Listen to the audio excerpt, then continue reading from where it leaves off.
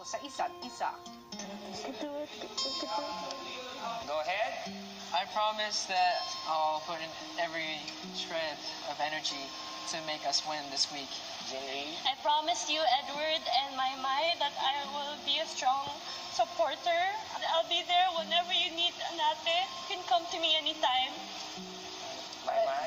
I promise that I will do my best, and then I will always make you remember and remind you always that God is bigger than our fears. Bago bumalik sa loob ng bahay, may binili ng coaches sa Dream Team. Everyone, congratulations. Palakpak tayo. Natapos na natin yung 7 elements, okay? But mas malaking hamon para sa inyo is to form your routine using the 7 elements and to form a good and solid and stable routine and happy routine. Okay? 1, 2, 3! Dream Team Kaya! Ang team captain na si Elise, pinaalalahanan rin ng mga coaches. Tsaka bukas wala na kayong spotters, so dapat magawa ng maayos lahat. So, Elise, mabigat talaga sa'yo. Bago ka matulog, kausapin mo yung team. Kung may time pa kayo, guys, mag-block na tayo. Pagbalik ni Elise sa loob ng bahay, Guys, listen.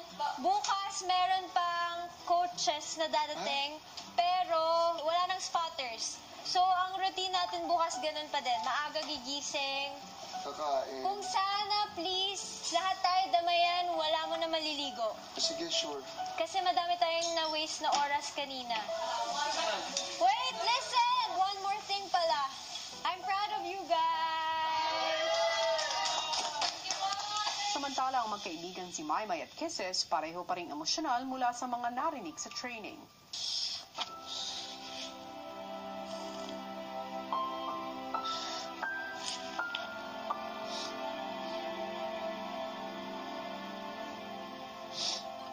Nagpaplano ang lahat para sa gagawing choreography. Pero wala pa rin sina Maymay at Kisses. Gusto ko sana kasama din yung Kings dito. Gusto kong makausap. Actually, gusto kong makausap si Talagang nag-worry ako. Siyempre, malapit po sa akin si Maymay. Kasi tinatimingan ko siya na mapag-isa para mailabas niya. Maymay. Lang. Uy, hindi nga tayo sa pool. Ha? Ayusin mo yung sarili mo, ha? Opo, tay.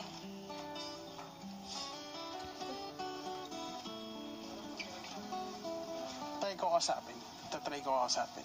No, we're all concerned about them, but we should just let them be. Kasi, like me, if you force it, I get more stress. Like, tell me. Like, I don't want to tell anyone. Sila Nico kabado pa rin na baka makaapekto sa weekly task ang alitan ng dalawa. Sige, payag ako na huwag nilang sabihin, pero huwag nilang maapekto yung tao. Dami tayo na to, imbis na nagmi-meeting nasan sila. Sige, I will respect na hindi mo settle problem mo, pero huwag mo, dami tayo lahat eh. Nakikinig ba sila ng meeting yun? Hindi. Diba? Kung baby natin sila ng baby nyo, masasanay sila ng ganyan. Kaya nga, totoo. Ramdam ko din. Hindi pa tayo nag-rehearse yan. Para pag tayo na lang. Diba? Nung una po, kuya, hindi ko talaga alam yung gagawin kung paano mag-make ng move po, kuya. Kasi sensitive to think po sa emotion. Apektado po, kuya, yung housemates. Si Edward hindi rin napigilang kamustahin si Maymay. It's Edward. Bakit? Can I come in? Pwede later. Sige. Sure? Thank you. Sure? Thank you. Paano sila kausap Pero siguro, excuse me, pwede mag-CR? Yeah, just best leave them. We are family now. We're all definitely worried about them. But I know from other experiences that where Maymay and Kisses have had, they just need a little bit of time until they're willing to open up. Ilang sandali pa at nakakuha ng tiyempo si Elise na kausapin si Kisses. Ang cute na ng friendship na nakakatawa. Sa aming dalawa, she has more experiences than me. Mas may wisdom siya kaysa sa akin. Basta nagkamali ako at Elise, as in nagkamali talaga. As in mali. Bihira din yung ganyan na nasasabi niya sa isa't isa yung nararamdaman mo. Ayaw rin ni Kuya Makoy yung swerte. Lagi mo tatandaan, mas friendship. Boys come and go. Tama talaga. Natutunan ko yun. Mas iiyakan mo yung friendship.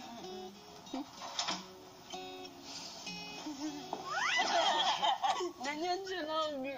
Always. If I see an opportunity, I take it. Saan si Maymay? Nasa puso mo. I knew you were gonna say that. That's why I'm gonna ask you again. Because you like hearing it. Normally, if I were Only when I say it. Si Maymay naman kausap ni Nonong sa pool area. Biglang sumagi sa isip mo yung problema mo habang hinahagis ka, nawala ka sa focus. Kanina, tulala ka, di ba napansin? Oh, nag-iisip ka. Ano problema mo na? May nangyari. May misunderstanding lang siguro tayo. About sa isang taong inalaw ko yung sitwasyon na yun na maapektuhan ako. Parang minsan, napapagod din ako. Tao din naman ako. Kaya yun, iniiyak ko lang. Pero alam niya yan, madali sa kanya. Ang inisip mo kasi maganda gawin mo eh. Hindi yan pinipilit. Pinipilit mo yung mga nangyayari. Huwag mong pilitin. Hayaan mo siyang dumating doon. Oo. Susunod, maayos pa nga ba ang tampuhan ni Maymay at Kisses? Mali talaga, mali. Pag love ko yung tao, parang puro lang ako. Parang hindi ako mag-iisip. Sa pagbabalik ng PBB Lucky Season 7.